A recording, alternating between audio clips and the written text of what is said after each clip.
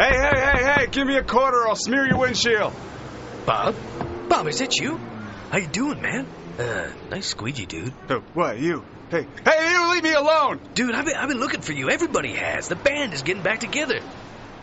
Go away! But there's this big nostalgia thing going on. Promoters are paying big bucks for old bands like us to go on tour again. How big? Huge, man. We could even make a new album if we want. Look, no one will want to hear it, of course. They'll just want to hear all the old stuff. But at the end of it all, there's a lot of money for everybody. All we've got to do is pretend we like each other again. For about 6 months. But I pawned off my guitar. I developed this little crystal meth problem after you stole my girlfriend on the last reunion tour. Yeah, but your girlfriend was actually my wife at the time. Did I ever apologize for that? No. Sorry then. Yeah, that's okay. She was also sleeping with Fred at the time. Fred?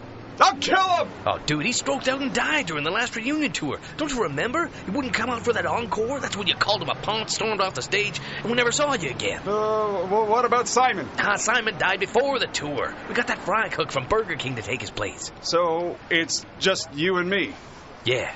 What'd he say? Once more for old time's sake? Okay. But my squeegee gets its own tour bus. Yeah. Whatever you want, dude. Now, the ongoing history of new music. Welcome again, I'm Alan Cross, and this is the third and final part of a program on reunions. Now, the cliche is that time heals all wounds. The variable is how much time do you need? I guess it all depends on the wound. Bands will break up for all sorts of reasons. Creative differences, ego, family, money, drugs. Those reasons will keep some bands apart forever and ever. Other groups, however, find that with a little bit of encouragement and a lot of money, or at least the promise of it, they can overcome just about any obstacle to a reunion, even death. What we're trying to do with these programs is document how long a band can go between breakup and reunion. And on the last show, we left it off with Roxy Music, who reunited for a tour and a live album after being apart for 17 years and 5 months. That's a long time, but not as long as the Sex Pistols were, estranged. This is the sound of the Sex Pistols breaking up on stage at the Winter Garden Theater in San Francisco on January the 14th, 1978. No fun.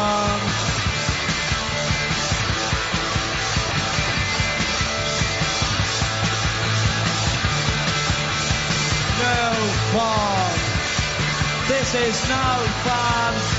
No fun. It is no fun at all. No fun.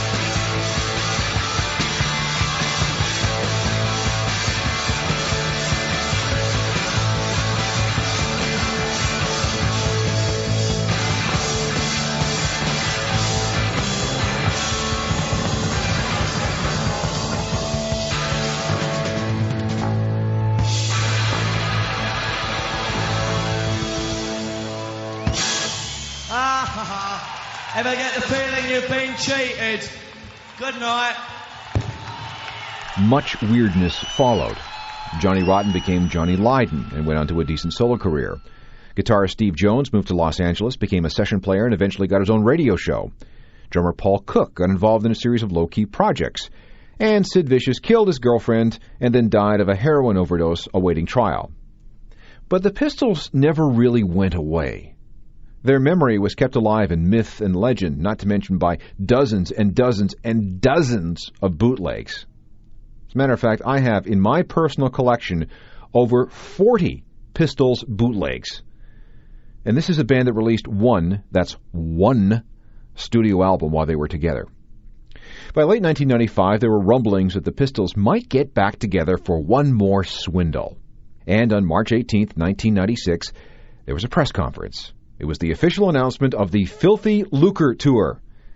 And naturally, it was all documented on CD. This is the Pistols. This is the original members. Sid was nothing more than a coat hanger to fill in an empty space on stage. It's the people never let the Pistols die. Anyway, we've always been Pistols, and that's it. You know. These are the people that wrote the songs. Thank you very much. And now we'd like to be paid for it, because quite frankly, over the years, every has lived off us, and we not seen penny one all respect. You wouldn't think we'd need a thing like that, would ya? But quite frankly, I do, and I demand it? Yeah. More questions? Because there ain't no one out there doing cool. You know, if you want to complain about people grabbing money, then look at all those trashy little pop stars you've got out there, left, right and centre. I don't see you bitching about any of those bumholes. Yeah. Is it 'cause we're working class that somehow that means we have no access to cash, period? Should we just stay in our horrible little council estate? Bollocks. The Pistols, announcing their reunion 18 years, 2 months, and 5 days after they imploded on stage in San Francisco in 1978. And so it came to pass that on June the 3rd of 1996, the Pistols played their first concert since the 1970s. It was Finsbury Park, and it sounded like this.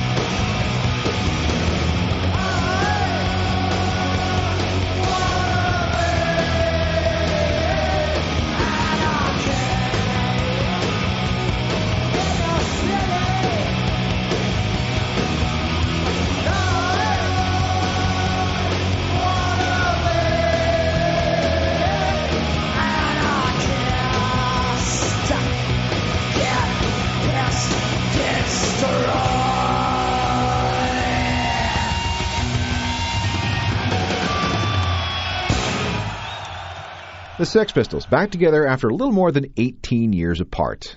And yes, they did do it for the money. At least they were honest about it. Now, let's move on to this.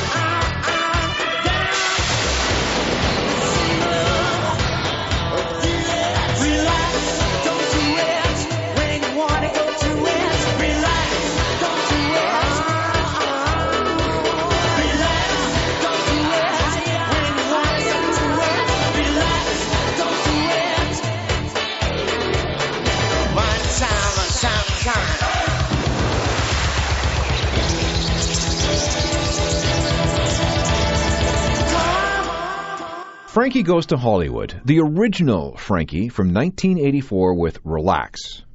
Now, there has been a reunion of Frankie Goes to Hollywood, of sorts.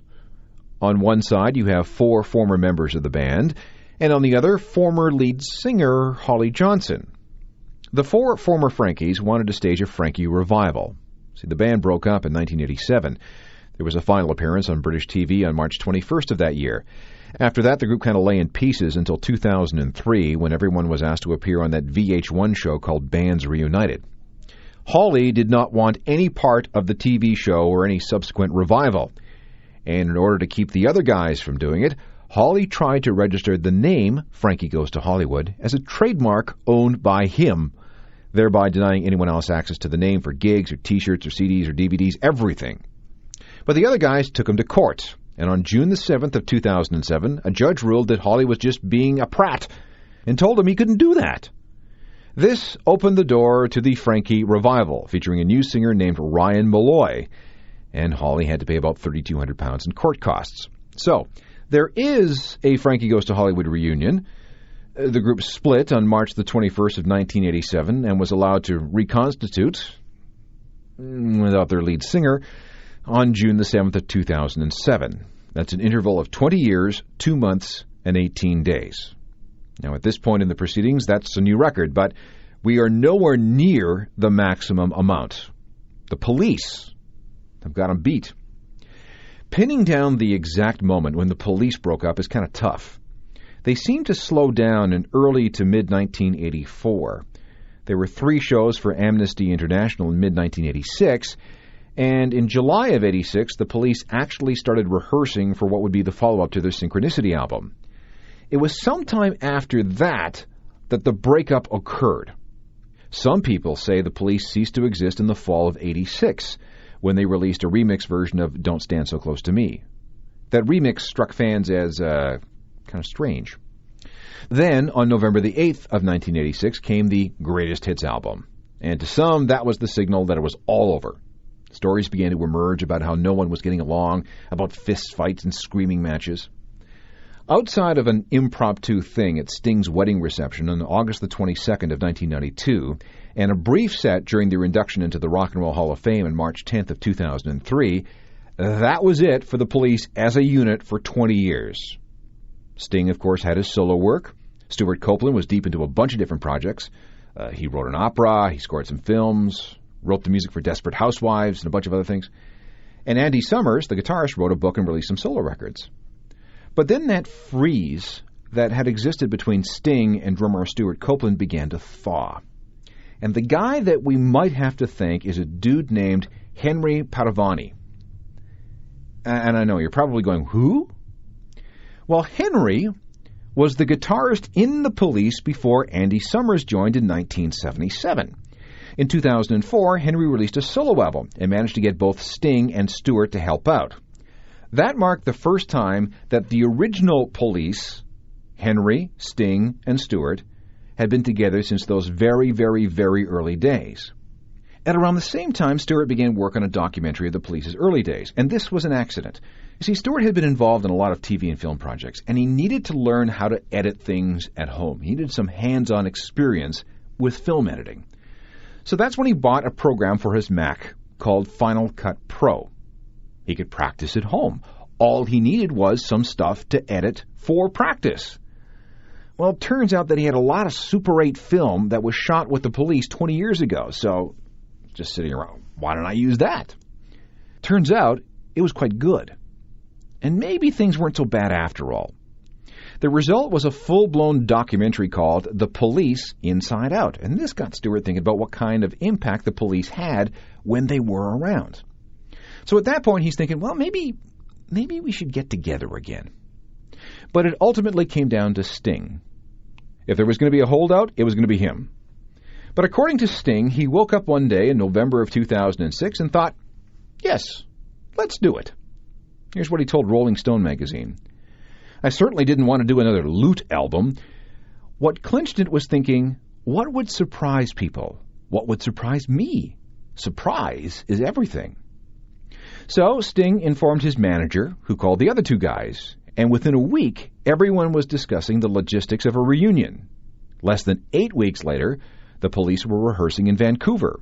And on February the 11th of 2007, they opened the Grammy Awards with a performance of Roxanne. Okay, if we take the date of the release of the Greatest Hits album on November the 8th of 1986 as the end of the Police, and that Grammy appearance as their rebirth, we have an interval of 7,401 days. That works out to 20 years, 3 months, 4 days.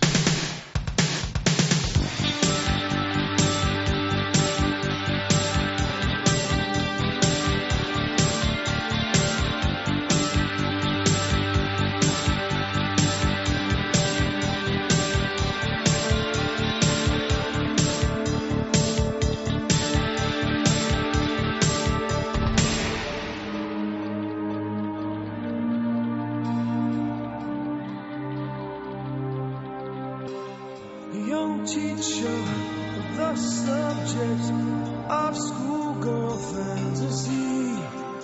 She wants him so badly and knows what she wants to be. Inside her, there's a longing. This girl's an open page. Bookmarking, she's so close now. This girl is half his age.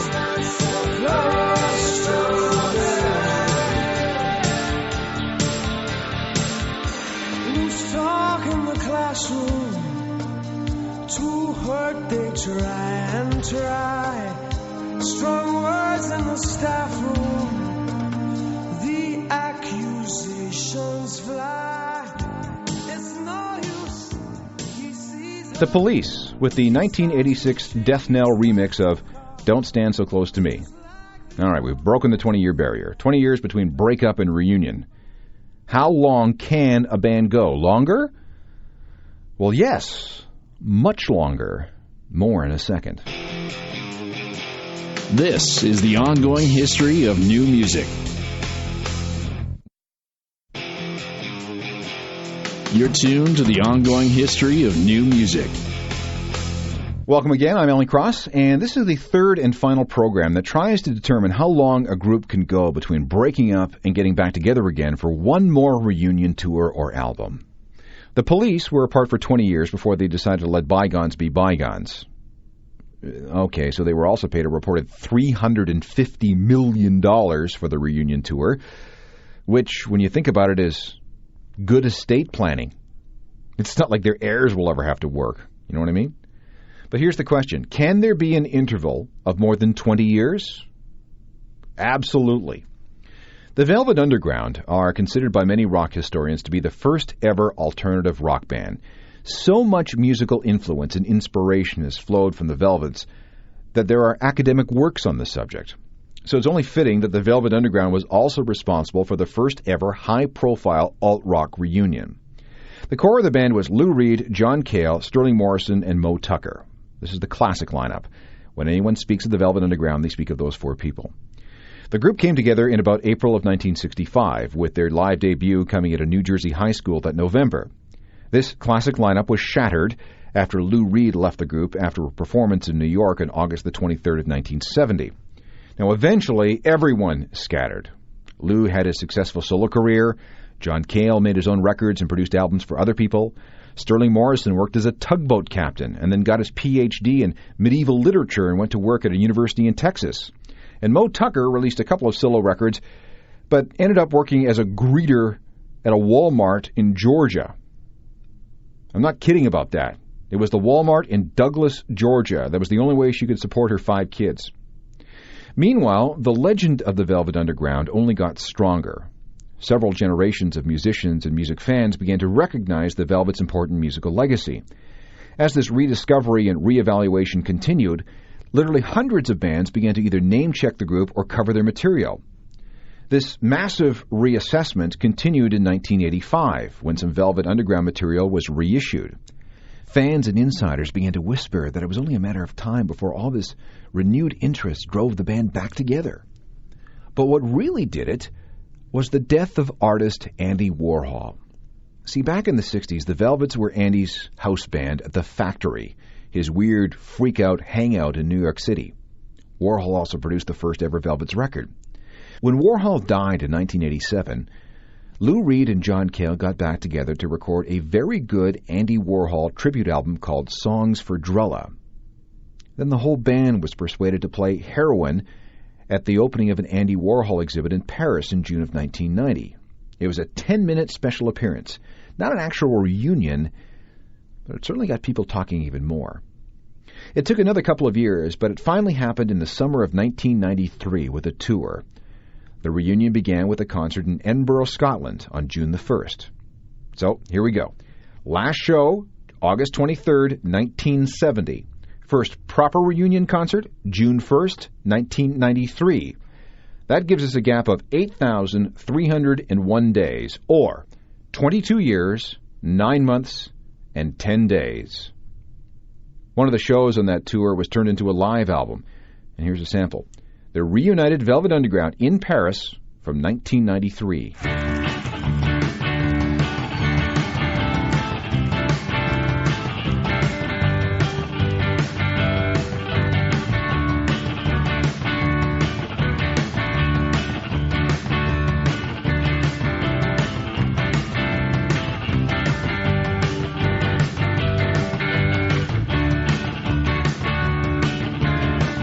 Jenny said when she was 5 years old, you know, nothing happened at all.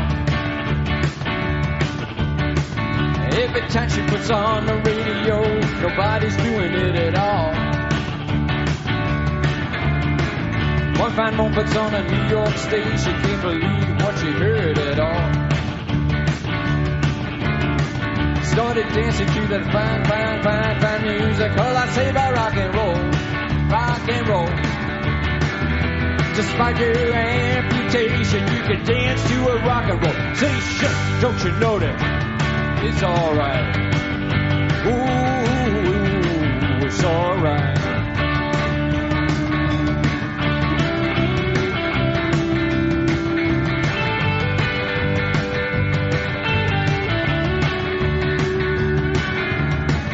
Benny said when she's just 5 years old, you know my parents are gonna be the death of us all. Two TV sets, two Cadillac cars, well, you know, we ain't gonna help us at all. One fine morning puts on a New York station, can't believe what you heard at all. She started dancing to the music of La Say by rock and roll, vacation. You can dance to a rock and roll station. Don't you know it's alright? It's alright.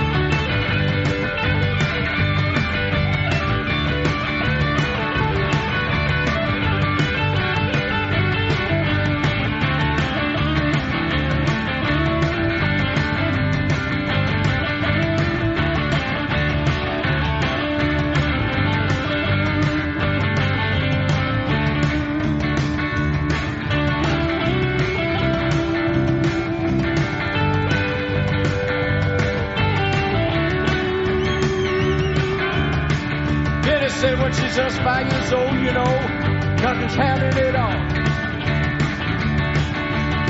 Every time I put on the radio, nobody's doing it at all.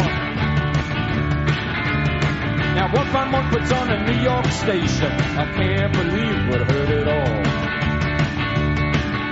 Oh, she started dancing to the musical, I say by rock and roll, hey, by rock and roll. Despite all the amputation, where you could dance to a rock and roll station. The Velvet Underground from the Zenith in Paris on their 1993 reunion tour. The Velvets were apart for nearly 23 years before their proper reunion, but the New York Dolls were apart for almost 27 years before theirs. The Dolls predated even the Ramones. They were one of the proto-punk bands of New York City in the late 1960s and very early 1970s. Without the Dolls, the spark that ignited the punk rock revolution in the 1970s might never have happened. The Dolls had a pretty rough ride. Drugs were always a problem. Just as they were hoping to break it big in England, their drummer died. 2 more members left in 1975, and then the plug was finally pulled in October of 1977. So we'll give the breakup a date of October the 1st, 1977. That's an approximation, but it's close enough. From that point forward, the surviving members went their separate ways. Singer David Johansen went solo. He recorded some stuff under the name Buster Poindexter, did some acting in Hollywood, and hosted a show for VH1. Guitarist Sylvain Sylvain worked in David's band, formed his own group, and then got a job as a New York City cab driver. He then moved to Los Angeles and took up music again. Bassist Arthur Kane had a really rough time. His music career stunk, so he moved to Los Angeles, where he drank himself into an alcoholic stupor. He was so drunk one time that he fell out of a window and nearly died. And there was the time a homeless man beat him with a baseball bat, driving Arthur into a coma. But then, in 1989, Arthur became a Mormon and worked as a librarian in the church's genealogy center in Los Angeles. After a sporadic solo career, guitarist Johnny Thunders died of a drug overdose in New Orleans on April the 23rd of 1991. Some people maintain he was murdered. And drummer Jerry Nolan died of a stroke following a bad case of bacterial meningitis on January the 14th of 1992. He spent the last few weeks of his life on a respirator. But, like the Velvet Underground, the legend of the New York Dolls grew to mythic proportions. One of the biggest, if not the biggest fans the group ever had, was a guy named Stephen Patrick Morrissey. Yeah, the same guy who sang for the Smiths. In fact, when Morrissey was a kid, he used to write letter after letter to the editors of British music magazines praising the glories of the original New York Dolls. He was even the founder and president of their British fan club. In 2004, Morrissey was asked to curate a music event in England called the Meltdown Festival. Knowing that this was his opportunity to make a personal dream come true, he made it his mission to reunite his favorite band of all time. The 3 surviving members, David Johansen, Sylvain Sylvain, and Arthur Kane, regrouped. Much of what happened is chronicled in a great documentary called New York Doll. They got over all their awkwardness and rehearsed and played the gig on June the 16th, 2004. So, if we take October 1st, 1977 as the breakup date, then we have a hiatus of 9,756 days. To put it another way, that's 26 years, 8 months, and 16 days. The reviews of this show were good, and there were hopes that this reunion would lead to more, including a tour. But just 22 days after returning from England, Arthur Kane felt like he had the flu. He went to the emergency room of a Los Angeles hospital where he was diagnosed with leukemia, and within 2 hours, he was dead. Just like that. That left us with just two dolls, David Johansen and Sylvain Sylvain. They decided to carry on, record a record. And here's me and David and Sylvain talking about things. Malcolm McLaren was like a camp follower of ours and a friend of ours. He was never the manager of the Dolls. He didn't screw up the Dolls whatsoever. No. As a matter of fact, during the last month or so of our existence, he came over from England and actually tried to help us, the poor bastard. We knew him practically since our inception as a guy who made like pretty swinging clothes, right? So there came a time when we were getting ready to make a third album, and Sylvain and I had written a lot of songs, and one of them was called Red Patent Leather. And it was a naughty little song about a very particular fetish. And it wasn't one of those wide-ranging fetishes. This one was very particular. But anyway, we asked Malcolm, whose wife was Vivienne Westwood and could make a lot of really good clothes, to get her to make us these red patent leather pants. And he made them for us. And then he came over with them and said, boys, you're such a mess, and I love you so much, and I want to try to help you. And he went around with us for like that last, I guess, couple of weeks, really it was. A month or two. And tried to, get us to the gig on time and this and that and the other thing. And learned a lot, I guess, about the Barnum-esque kind of thing about show business from us. So I think, that had an effect on him that was positive and probably good for his health. Well, we did that to a lot of the English kids because, we were on television. We were on the BBC when Times was so damn boring. And After the thing was over and he was back in England, he told these kids that, I managed the New York Dolls, and I want to start a band. So then he started the Sex Pistols. But he just kind of said that, which is totally fine. Here's a track from the first New York Dolls album in 32 years. It's called Runnin' Around.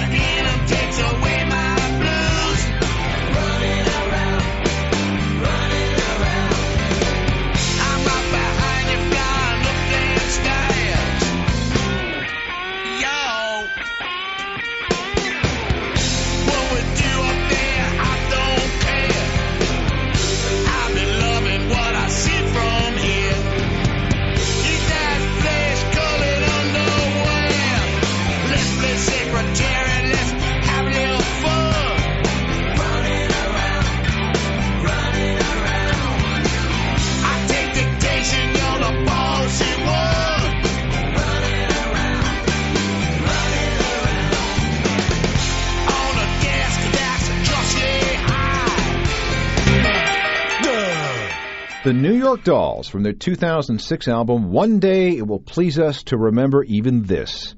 It appeared in stores 32 years after their last record. Put it another way, that last album came out 9 Canadian prime ministers and 7 U.S. presidents ago. Iran was still an ally. But, believe it or not, the New York Dolls are not the champions when it comes to new rock and alternative bands who stayed apart the longest. The group with the greatest gap between breakup and reunion is coming next. This is the ongoing history of new music.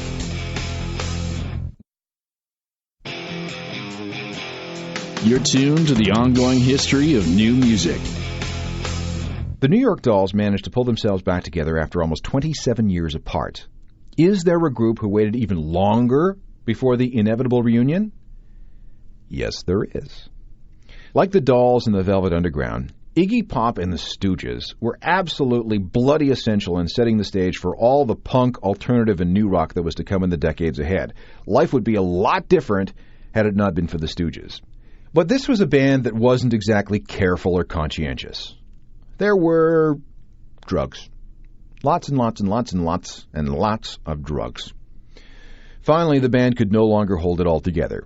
Iggy was insane and self-destructed and loaded up on heroin and crank most of the time. Scott Ashton did things like drive the band's 14-foot-high truck under a 13-foot-high bridge. And there were these problems with cops and violent biker gangs. It was all too much, and the Stooges finally broke up on February the 9th of 1974. Now, of course, Iggy eventually cleaned up, went solo, and made millions of dollars licensing his songs for use in cruise ship commercials. He also managed to acquire the legendary title of Godfather of Punk. Meanwhile, guitarist Ron Ashton played in a couple of bands with his brother Scott and did a little acting in a couple of low-budget films. And original bass player Dave Alexander died in 1975 of pneumonia, resulting from complications surrounding an inflamed pancreas, something that you get usually from a lot of drugs and alcohol. Over the years, a number of overtures were made to get Iggy and the Ashtons back together again. But things were going so well for Iggy that he felt it wouldn't be in his best interests to revisit the past. That is, until his record company came calling. Iggy's deal with Virgin Records was under review. The next record had to generate some buzz, or he would be dropped, unemployed. That's why it was quietly but strongly suggested that Iggy round up some guest musicians for his next album. And while you're at it, they said, why not call up the Ashton Boys? So Iggy took the hint and made the call. Ron and Scott appeared on 4 songs in a record that was eventually released under the title Skull Ring. It wasn't an actual Stooges reunion. These guys were just hired to play on Iggy's record, but it was close, and it got people thinking. So why not do a reunion? As Iggy says, people love reunification. They like to see that you haven't forgotten your friends, and there's something very basic about that. And so it came to pass that Iggy Pop and the Stooges performed at the Coachella Festival on April the 27th, 2003. Okay, February 9th, 1974, to April 27th, 2003. 10,670 days. Or to put it another way, 29 years, 2 months, and 19 days between breakup and reunion.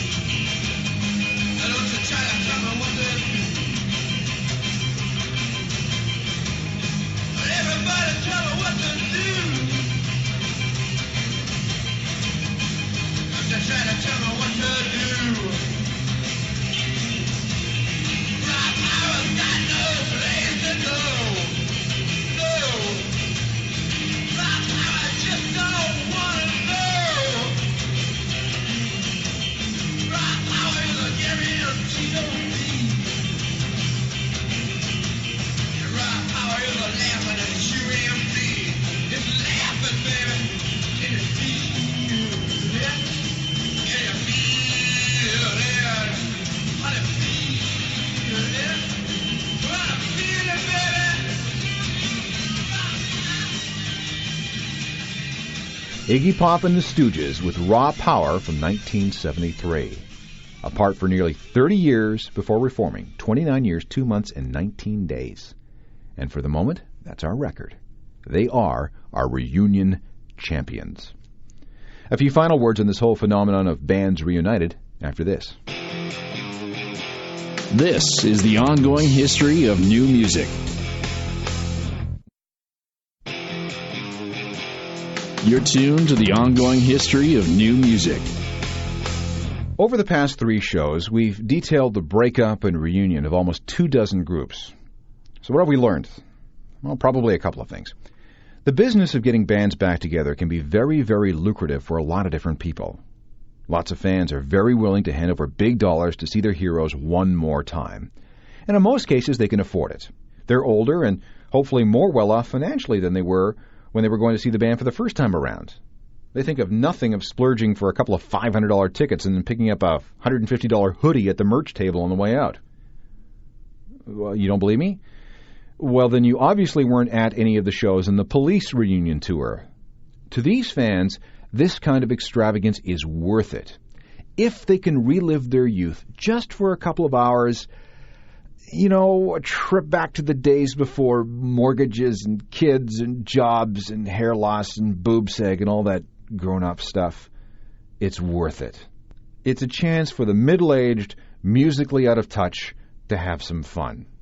Or in some case, it's a chance to bond with the kids. I mean, I saw a lot of father-son, father-daughter, mother-son, mother-daughter pairings at these Police shows. It's actually kind of sweet. See, honey, this is how Daddy used to rock out when he was your age. Now do you believe me that rock attained perfection in 1977? Let me tell you something. Babysitters around the world are in short supply whenever an old band hits the road again. Promoters make lots of cash, too. They jack up the ticket prices as high as they can and walk away with millions in profit. Record labels like reunions, too, because they help sell CDs.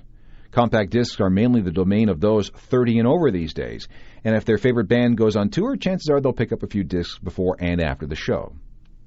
Music publishers like reunions, too. Songs by the regrouping group get played more on the radio and other places, which means more money for them. And when the old CDs start selling, they get a piece of them, too. And, of course, the bands get something out of this. There's no pension plan in rock, so a reunion tour is a way to set things up for retirement. And they get to be young rock and roll heroes one more time, and that's a pretty powerful thing in itself. And some reunions really, really work. All the members, or at least most of them, show up, and the songs sound just as good. Some reunions, however, are admittedly a little dodgy, like the Smashing Pumpkins thing, or the Alice in Chains deal with the new singer. In those cases, you might feel that you're getting, a reasonable facsimile, and you might leave the gig feeling, a little cheated or empty. Hey, if there's one thing you can't cheat, it's time. You go see a reunion show, you'll see that your musical heroes get old and decrepit and fat and bald and wrinkly, just like everyone else. Now, that can be something of a letdown, if those things matter to you. A final thought. What bands are left when it comes to reuniting for one more kick at things? Well, the biggest new rock prize would have been a reunited Smiths. Millions upon millions have been thrown at Morrissey and Johnny Marr, Andy Rourke, and Mike Joyce. But because of the unbelievably bad blood that remains, there have been lawsuits and court cases out the wazoo, a Smiths reunion will never happen. Stories surface every year or so, and every single time, Morrissey shoots him down. The Clash was always a great prize, but Joe Strummer always said no. And now that he's dead, there can't ever be a proper Clash ever again. Same thing with the Ramones. I mean, there's no Joey, there's no Johnny, there's no Dee Dee, so there can be no Ramones. What about the rest of rock? The Beatles? Nope, only two of them left. Led Zeppelin? Yes, that finally happened after years of trying, but even then, original drummer John Bonham remains stubbornly dead. His son Jason was drafted. Van Halen? Done, finally. I guess that makes the biggest potential prize of all a proper Pink Floyd reunion. If Roger Waters and David Gilmour can ever work out their issues, then I'm sure Rick Wright and Nick Mason would be happy to come along for the ride and cash the multi-million-dollar checks. And there can't be anything bigger than a Pink Floyd reunion, can there? Well, actually, there is. If ABBA ever decided to hit the road, there's a standing offer of $1 billion out there. $1 billion for an ABBA world tour, guaranteed. Dancing Queen, Waterloo, Knowing Me, Knowing You, $1 billion. Whoa, Mamma Mia. But they won't do it. They won't take the bait. Why? Because they believe it'll never be as good as it once was, and any expectations that are set up will be dashed the moment they set on stage. Whatever the case, the debate on reunions rages on. Are rock and roll reunions strutting pathetic dinosaurs? Or are these the masters of music showing the kids how it should be done? Well, I guess it depends on your perspective and your age, I suppose. There's always more at our official website, www.ongoinghistory.com. Hear past programs whenever you want, read transcripts, subscribe to the podcasts, comment on the Music Geek blog, and send email right to me. Again, check it out. Please do. www.ongoinghistory.com. Technical productions by Rob Johnston. I'm Alan Krause. You've been listening to The Ongoing History of New Music, a Deep Sky production.